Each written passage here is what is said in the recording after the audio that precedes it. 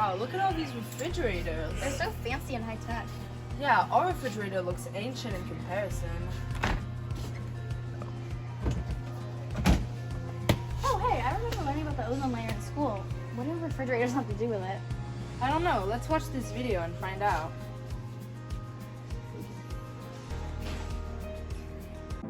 Hi, today we're talking about a few different types of refrigerants and their environmental impact. First, we start pre-1995 with CFCs, or chlorofluorocarbons. These are made up of chlorine, fluorine, and carbon. They don't dissolve in water or easily break down in the atmosphere. Because of this, CFCs can reach the ozone layer in the stratosphere, where they react with UV rays and destroy ozone. In these areas where ozone is destroyed, UV rays can travel to the surface of the Earth. In the 1980s, an ozone hole was found over Antarctica, which revealed the effects of human activity on the atmosphere. If the ozone hole spread, life would be dangerous as UV rays directly hit the Earth and people's skin. This can lead to skin cancer as UV rays break DNA. Next, I will show exactly how CFCs cause ozone depletion. In this example, I will use CFC 11. UV rays first hit the CFC molecule and split the molecule. The lone chlorine atom then can react with ozone and create chlorine monoxide and oxygen.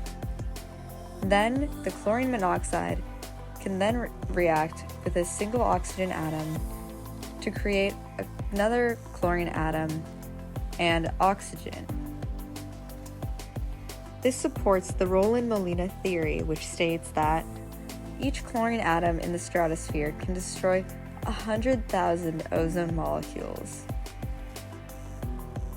This same process happens with HCFC refrigerants, which also contain chlorine. In 1987, the issue of ozone depletion caused the US and 22 other countries to sign the Montreal Protocol on substances that deplete the ozone layer. The Montreal Protocol banned CFCs. It was an international effort and success as the ozone hole shrunk dramatically. This ban led to the rise of ozone-friendly hydrofluorocarbon, or HFC, refrigerants. Unfortunately, though, HFCs are very potent greenhouse gases. Some have a global warming potential thousands of times more than carbon dioxide. There are a few other types of refrigerants that have less global warming potential but are flammable. These include HFO refrigerants and HC refrigerants. They can be used in some situations as replacements to more damaging refrigerants. Wow, who knew refrigerants were so harmful to the environment? Oh, hi, I'm Cody. Is there anything you need help with today? We have an old refrigerator that stopped working and we were looking for something new. We wanted to make sure we got rid of our old refrigerator properly. Any suggestions? Well, of course.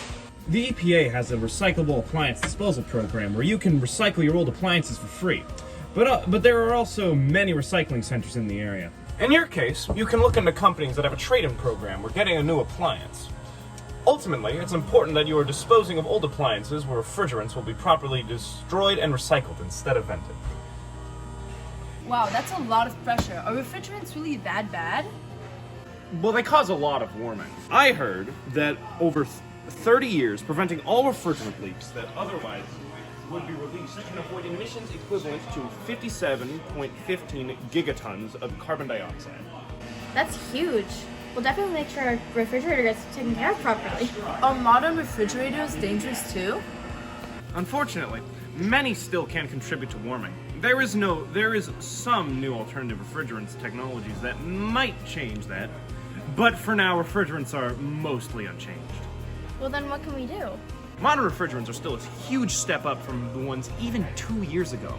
Just make sure you're checking for leaks if you hear a hissing sound, see water below your refrigerator, or smell a strange odor. And the most important thing to do is ensure your refrigerant is properly disposed of at the end of its life. This seems like a huge deal. What is the government doing? The EPA has implemented programs and bans on venting refrigerants, but in my opinion, there needs to be more accountability and incentives for these to be effective. We should also support developing countries with economic incentives and technology. Yeah, I agree. Maybe we should try and reduce our reliance on refrigerants. Yeah, I actually read that more plant covers and underground cooling systems can be reduced reliance on air conditioning. Exactly. There are many ways buildings can be engineered to be more energy efficient, and it happens to also reduce refrigerant use.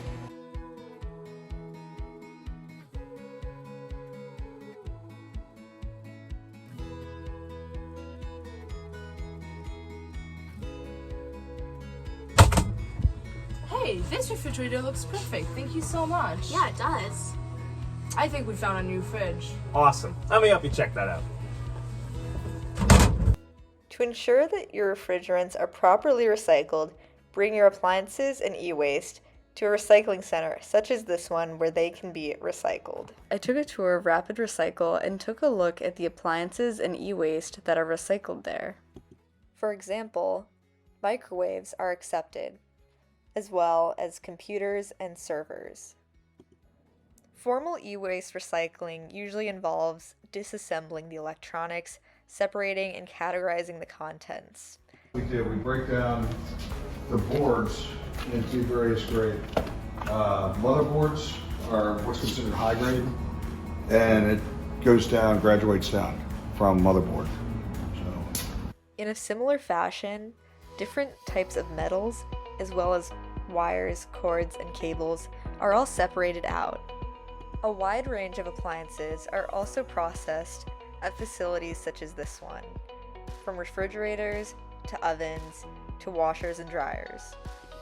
Functional appliances are kept at the facility to be sold at a lower price, but in the case of an appliance like a refrigerator or an AC that is broken, the refrigerant is taken care of in one of two ways.